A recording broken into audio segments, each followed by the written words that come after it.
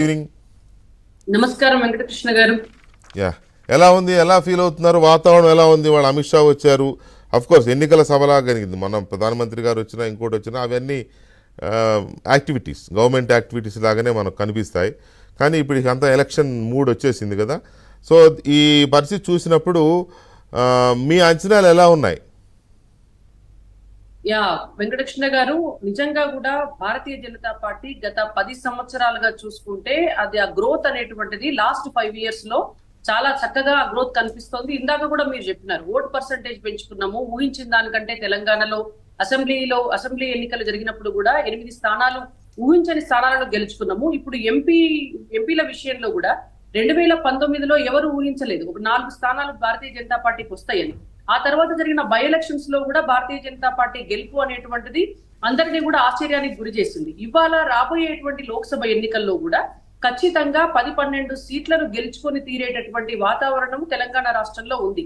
ఎక్కడ చూసినా కూడా తెలంగాణలో ఉన్నటువంటి ప్రజలు, కేంద్రంలో భారతీయ జనతా పార్టీ గత 10 సంవత్సరాలుగా చేసినటువంటి అభివృద్ధి అయితేనేమి, మోడీ గారి చరిష్మా అయితేనేమి, ఇవాళ దేశ అభివృద్ధి కోసం, దేశాన్ని ప్రపంచంలోనే నెంబర్ 1 స్థానంలో నిలబెట్టడం కోసం నరేంద్ర మోడీ గారు చేస్తున్నటువంటి కృషి పట్లనైనా, లేదంటే ఇక్కడ ఉన్నటువంటి అభివృద్ధిలో ప్రత్యేకించి తెలంగాణ రాష్ట్రంలో జరిగినటువంటి అభివృద్ధిలో సింహభాగం బాధ్యతను భారతీయ జనతా పార్టీ కేంద్రం తీసుకోవటం అనేటువంటిది ప్రజలందరికీ కూడా కనిపించింది. అది మేము కూడా చాలా ఎక్కువగా ప్రజల్లోకి తీసుకెళ్లగలిగినాము. ప్రజలు కూడా అర్థం చేసుకుంటున్నారు. మోడీ గారి లాంటి నాయకుడు భారతదేశంలో ప్రధానిగా ఉంటే డెఫినెట్ గా తెలంగాణకు కూడా లాభం జరుగుతుంది. కాబట్టి ఇక్కడ నుంచి కూడా ఎంపీలు ఎక్కువగా ఉండాలి అనేటువంటిది ప్రజలు ఆకాంక్షిస్తున్నారు. ఇవాళ మీరు చూడండి, 4 ఎంపీలు ఈ టర్మ్ లో ఉన్నారు. గత టర్మ్ లో 1 ఎంపీ ఉంటేనే తెలంగాణ రాష్ట్రానికి 9 లక్షల పైచిలుకు కోట్ల రూపాయలు కేంద్రం నుంచి తీసుకొచ్చి తెలంగాణలో ఖర్చు పెట్టేయగలిగినాం. రేపొద్దున నిజంగానే 10-12 స్థానాలు వచ్చినాయి అనుకోండి, ఖచ్చితంగా మన ఎంపీలు ప్రతి పైసా కూడా తీసుకురాగలుగుతారు, మన కోసం కొట్లాడగలుగుతారు.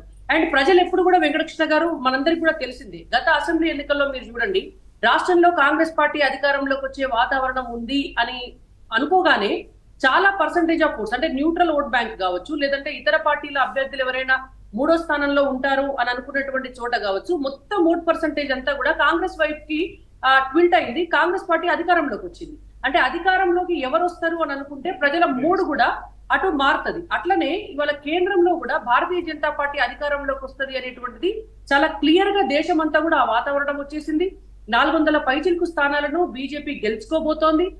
కాబట్టి ఖచ్చితంగా కేంద్రంలో అధికారంలో ఉండేది బీజేపీ కాబట్టి తెలంగాణలో కూడా Bharatiya Janata Party for that matter మీరు అన్నట్టు ఎవరికైతే గెలుపు అవకాశాలు ఉంటాయి అని ఎన్నికలకు 10-15 రోజుల ముందు ఒక యూఫోరియా క్రియేట్ అవుతుందో, న్యూట్రల్ ఓటర్సు వీలైనంత వరకు అటువైపే మొగ్గు చూపుతారు. అయితే యా, యు ఆర్ రైట్. ఇప్పుడు మళ్ళీ ఎలక్షన్స్లో సెంట్రల్లో మళ్ళీ మోదీ గారు మళ్ళీ ప్రధానమంత్రి అవుతారు అనే ఒక వాతావరణం ఉంది. కాబట్టి మరి న్యూట్రల్ ఓటర్స్ అటే టర్న్ అవుతారు మ్యాక్సిమం.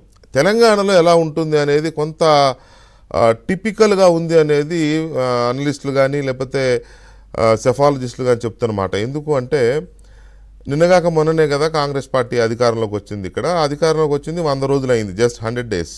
ఈ 100 daysలో వాళ్ళు 100 daysలో ఏవైతే మేము హామీలు అమలు చేస్తామన్నారో అవి ఆల్మోస్ట్ ప్రాసెస్లో ఉన్నారు. ఇప్పుడు ఇవాళ కూడా క్యాబినెట్లో 2 కీలకమైన హామీలు చెప్పినారు. రైతు బంధు 2 రోజుల్లో చేస్తామని.